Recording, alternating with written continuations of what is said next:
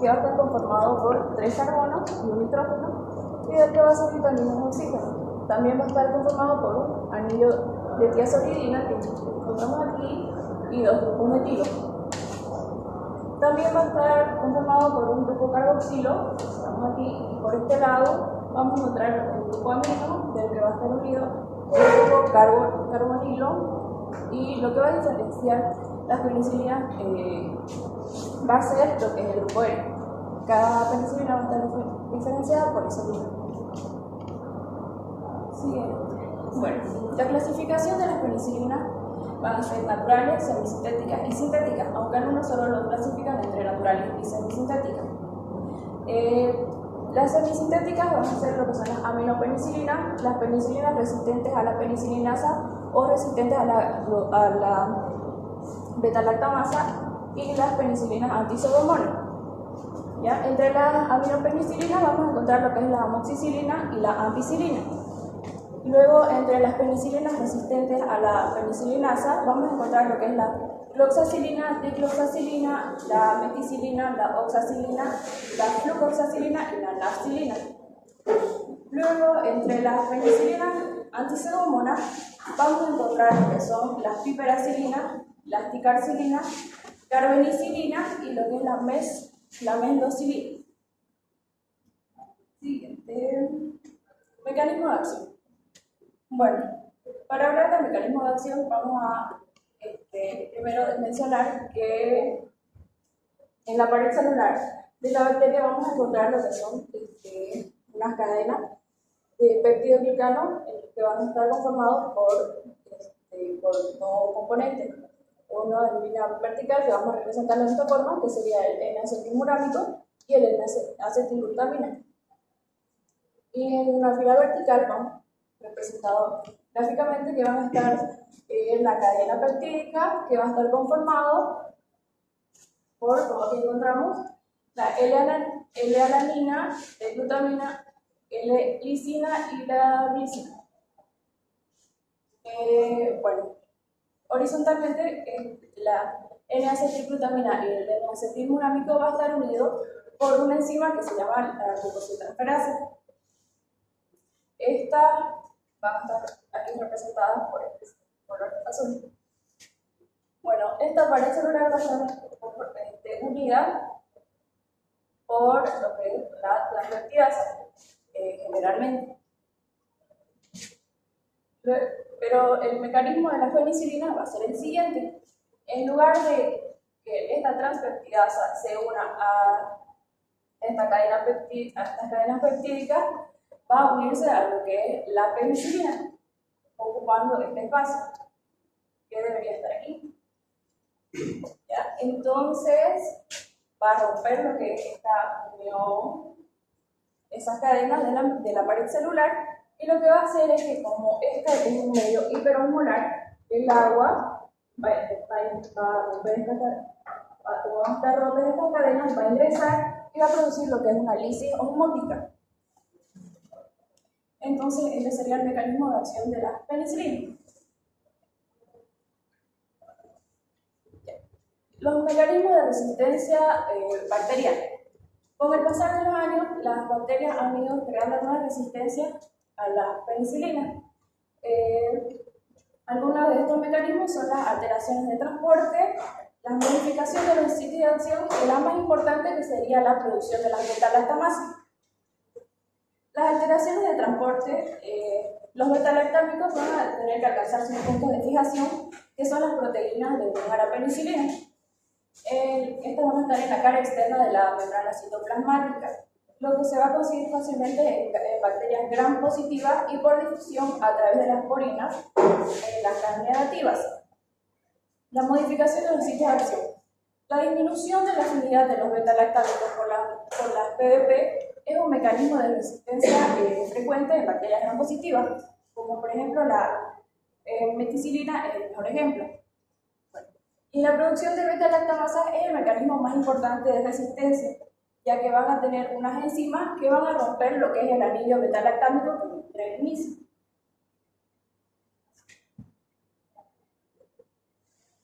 Aquí vamos a encontrar un cuadro donde nos va a indicar las diferentes bacterias y su resistencia o sensibilidad ante cada penicilina. Por ejemplo, el Streptococcus pneumoniae, el Streptococcus del grupo A, B, C y G, el Streptococcus viridans y el Enterococcus faecalis van a ser sensibles a la ampicilina y la amoxicilina.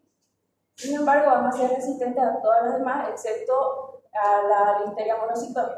En el caso de la gram negativa, van a ser sensibles a la Neisseria gonorrhoeae, la Neisseria meningitidis, la Haemophilus influenzae y la Escherichia coli, además de la Salmonella, la Shigella, la Proteus mirabilis y la Providencia. En el caso de la cloxacilina, van a ser sensibles lo que son el Streptococcus pneumoniae, del grupo A, B, C y G, el Streptococcus viridans, el Staphylococcus aureus, y van a ser resistentes. En el caso de la carbenicilina y ticarcilina, van a ser sensibles el Streptococcus pneumoniae nuevamente, los Streptococcus del grupo A, B, C y G, los Streptococcus viridans y la Listeria monocytosis. En los gram negativos van a ser sensibles a la Neisseria gonorrhoeae, la Neisseria meningitidis y la Escherichia coli. Además de la Enterobacter, Citrobacter, Serratia, Salmonella, Shigella, Proteus mirabilis, Providencia y Morganella y las Aeromonas. En este caso vamos a mencionar lo que son los anaerobios. Para esto las ampicilinas van a ser sensibles a las actinomyces, Levateria melacinogénica, Clostridium perfringens y la Peptostreptococcus. Las cloxacilinas van a ser resistentes. En el caso de la carbenicilina van a ser sensibles todas, y en el caso de la asglocilina, meslocilina y piperacilina, que son las antipseudomonas, van a ser sensibles.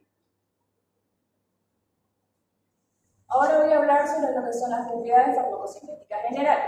En el caso de la absorción, las penicilinas semisintéticas y sintéticas pueden ser administradas por vía oral, no todas. Esto va a ser dado ya que tienen una buena adaptación en un medio ácido.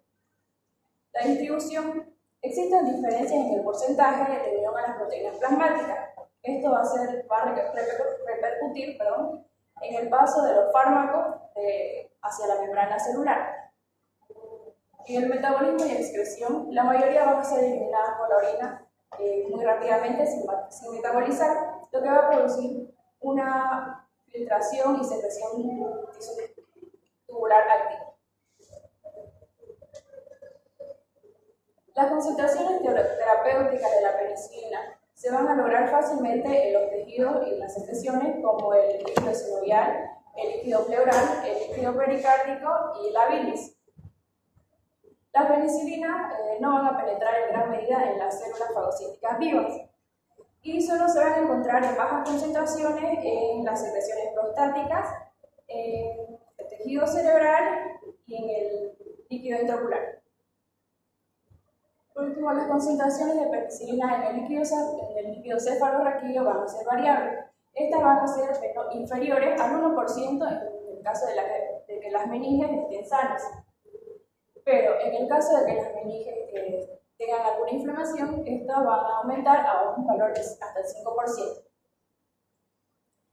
La vida media de las penicilinas van a ser muy cortas. Estas van a ser entre un periodo de 30 a 90 minutos. Y como consecuencia, las concentraciones de estos fármacos en la orina van a ser bastante altas. Aquí vamos a hablar sobre lo que es la farmacocinética. En el caso de la meticilina, su absorción va a ser por vía parenteral, su unión a proteínas va a ser de entre un 30 a 40%, su semivida va a ser de 30 minutos y su eliminación renal va a ser un 80% activo. Su concentración en el líquido cefalorraquídeo va a ser entre un 3 a un 12% de concentración plasmática. En En el caso de la cloxacilina, esta va a ser administrada por vía oral y puede ser administrada por vía oral y por vía parenteral. Su unión a proteínas va a ser del 95%, su semivida va a ser de 30 minutos y su eliminación renal va a ser del 40% activa. La ampicilina puede ser administrada también por vía oral y por vía parenteral. Su unión a proteínas es baja, del 20%, su semivida va a ser un poco más larga, entre 60 a 75 minutos, y su eliminación va a ser entre 25 y 40% activo. Su concentración en el líquido cefalorraquídeo va a ser entre 8 y 13% de concentración plasmática. La amoxicilina va a ser absorbida por vía oral, su unión a proteína plasmática va a ser del 20%, su semivida igual al anterior y su eliminación va a ser renal al 70% activa y del 5 al 10% de concentración en el líquido cefalorraquídeo. La carbenicilina va a ser de absorción parenteral, al igual que la ticarcilina, la methocilina, la aslocilina, la piperacilina, la metilmecilina y la temucilina. La carbenicilina va a tener una unión a proteínas del 50%, la ticarcilina de 45 a 50%, la methocilina de 50%, la aslocilina 20% y la piperacilina 21 a 50%. Su semivida. La carbenicilina va a tener de 60 a 80 minutos, al igual que la ticarcilina. La methocilina va a tener una semivida de 60 minutos, la aslocilina 45 a 60 minutos y la piperacilina de 50 a 75 minutos. La eliminación va a ser igual renal, en el caso de la carbenicilina va a ser del 85% activa, en el caso de la methocilina va a ser del 45 al 60% activa, la aslocilina va a ser del 60 al 70% y la piperacilina del 50 al 70%. Sus concentraciones en el líquido cefalorraquídeo van a ser de la carbenicilina del 9%, al igual que la ticarcilina. La methocilina va a tener un 14% de concentración en el líquido cefalorraquídeo, la aslocilina del 13% y la piperacilina del 15%. Ahora vamos a hablar un poco más a profundidad sobre cada subgrupo. Bueno, las penicilinas resistentes a la beta-lactamasa son resistentes a la hidrólisis por las penicilinasas del estafilococo. Por lo tanto, su administración va a ser restringida solo a las infecciones causadas por el estafilococo que va a producir, que va a ser resistente, en este caso el estafilococo aureus. Entre las penicilinas resistentes a la penicilinasa o beta-lactamasa están lo que son la meticillinasa, cloxacilina, flucoxacilina, nafcilina, oxacilina y dicloxacilina.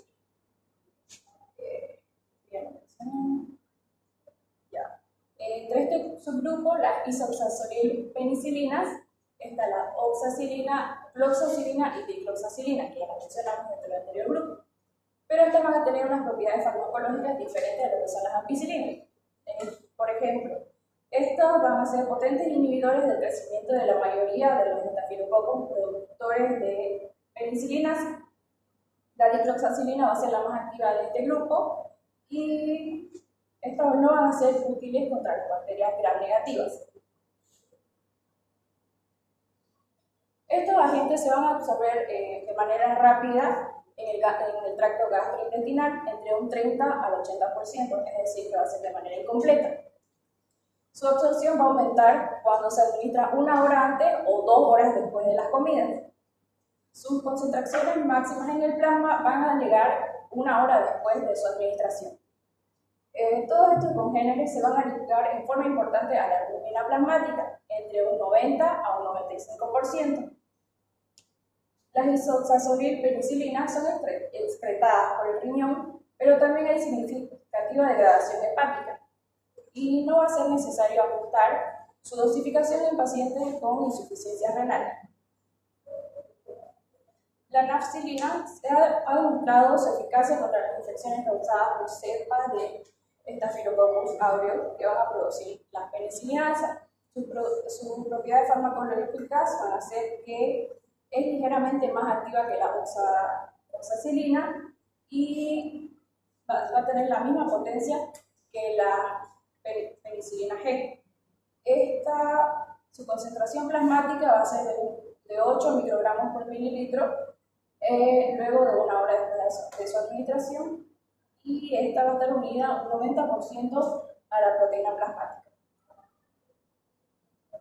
Las concentraciones máximas de nafcilina en la bilis van a estar muy por encima de las presentes en el plasma. También no va a ser necesario ajustar su dosis en caso de insuficiencia renal. Las concentraciones de este fármaco en el líquido cefalorraquídeo parecen ser adecuadas para el tratamiento, por lo que se indica meningitis por estafilococcus. Ahora vamos a hablar sobre las aminopenicilinas, que también son resistentes a la beta-lactamasa. Entre ellas encontramos las más frecuentes, que son la ampicilina y la amoxicilina, y otras menos comunes como la vacampicilina y la pivancilina. Estas van a tener actividad antimicrobiana que se va a extender para incluir algunos organismos gram negativos. Por ejemplo, la Cophilus influenzae, la Escherichia coli y los Proteus mirabilis. Estos medicamentos también van a estar disponibles con coformulaciones con un inhibidor de beta-lactamasa, como por ejemplo el clavulanato.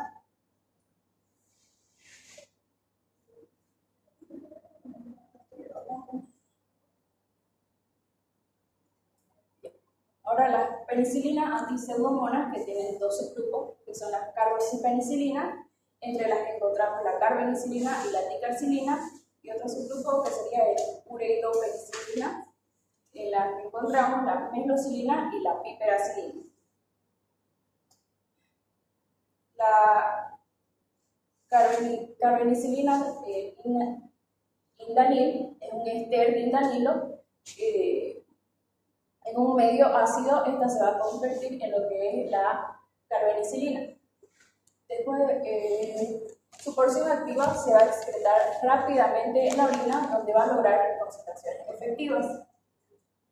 El único uso de este medicamento es para el tratamiento de las infecciones del tracto urinario, estas que sean causadas por protos SPP, aparte de la mirabilis y de la pseudomonas aeruginosas. En el caso de la ticarcilina, la penicilina va a ser más activa que la carbenicilina, pero menos activa que la piperacilina, menos activa. Su combinación con el clavulanato va a tener actividad contra organismos aerobios y anaerobios gram negativos. Y esta se ha utilizado para infecciones intraabdominales y del tracto urinario. La piperacilina va a ampliar el espectro de la ampicilina, pero puede incluir la mayoría de las cepas de Pseudomonas aeruginosa, Enterobacteriaceae. Esta, combinada con un inhibidor de la beta-lactamasa, tiene el espectro antibacteriano más amplio de las penicilinas, incluidas las penicilinas, las cefalosporinas y otros antibióticos beta-lactámicos. Su actividad contra el Staphylococcus aureus va a ser sensible a la meticilina y solo va a estar disponible para administración parenteral. Esta se va a eliminar por vía renal y va a requerir ajustes en la difusión renal. Ahora vamos a hablar sobre algunas indicaciones terapéuticas que menciona el autor Flores. Para la otitis media y aguda se indica la administración de amoxicilina de una dosis entre 250 a 500 miligramos cada 8 horas, esto durante 7 a 10 días. Para una neumonía comunitaria se indica una amoxicilina asociada a un ácido clavulánico.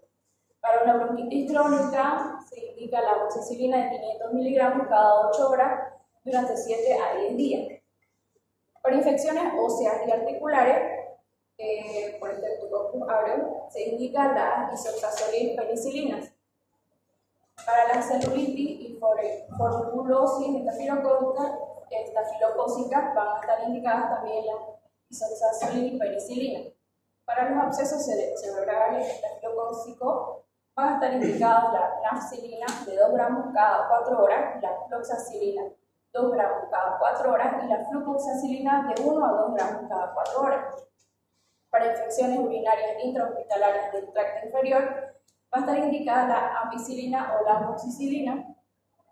Para la pielonefritis va a estar indicada también la ampicilina o amoxicilina, pero acompañada de un inhibidor beta-lactámico. Para la endometritis está indicada la penicilina antipseudomonas y para las diarreas por Shigella, por Salmonella, por E. coli va a estar indicada la ampicilina. En este cuadro observamos la dosificación recomendada por igualmente el autor Flores, en el que nos dice que la penicilina para los adultos está recomendada una dosis de 1 a 2 gramos en un intervalo de 4 a 6 horas. Para los niños está indicada una dosis de 25 a 100 miligramos por kilogramo de peso. Esto va a ser igualmente administrado cada 4 a 6 horas y puede ser administrado por vía intravenosa o por vía intramuscular. En el caso de la cloxacilina, para los adultos va a ser de 0,5 a 1 gramo en un intervalo de 6 horas. Para los niños va a ser una dosis de 12,5 o 25 miligramos por peso y cada 6 horas esto va a ser administrado por vía oral. En el caso de la ampicilina, de 0,5 a 1 gramo cada 4 a 6 horas. En adultos, en niños, de 12,5 a 5 miligramos por kilogramo y igualmente administrado cada 6 horas por vía oral. En el caso de la ampicilina más surfactant, va a estar indicado una dosis de 0,5 a 2 gramos en los adultos cada 4 a 6 horas y en los niños una dosis de 12,5 a 5 miligramos por kilogramo. Esto administrado también cada 4 a 6 horas por vía intramuscular. La amoxicilina va a ser, para adultos va a ser una dosis de 0,5 a 1 gramo durante cada 8 horas y para los niños de 8 a 5 miligramos por kilogramo cada 8 horas por vía oral. Bueno, ahora vamos a nombrar algunas de las reacciones adversas que estas penicilinas semisintéticas o sintéticas provocan ante su administración. La más común es la hipersensibilidad, que puede ser de manera inmediata, en cuestión de minutos, puede ser de manera inmediata en el transcurso de antes de 72 horas o puede provocar síntomas de hipersensibilidad después de las 72 horas. Entre algunos síntomas de hipersensibilidad vamos a encontrar lo que es la dermatitis exfoliativa y la erupción urticarial. Otra de las reacciones adversas que vamos a encontrar ante la administración de estas penicilinas son la anafilaxia, la toxicidad, la vasculitis, el broncoespasmo y la fiebre. Otros menos comunes vamos a encontrar lo que son la diarrea, la anemia, la neutropenia, la hipopotasemia, la nefritis intersticial, la encefalopatía, los cambios de la composición de la microflora gastrointestinal y lo que es el síndrome de Stevens-Johnson. Bueno, la bibliografía, la información fue extraída del libro de Jesús Flores y de Guzmán y Gigman. Para finalizar, voy a nombrar algunas de las ventajas de las penicilinas semisintéticas a comparación de las penicilinas naturales. En este caso está que se pueden administrar por vía oral, ya que, como dije, tienen buena adaptación en un medio ácido. Estas son resistentes a la beta-lactamasa y también van a aumentar su espectro de no solo gram positivas, sino que también van a incluir algunas gram negativas y algunas pseudomonas. Gracias.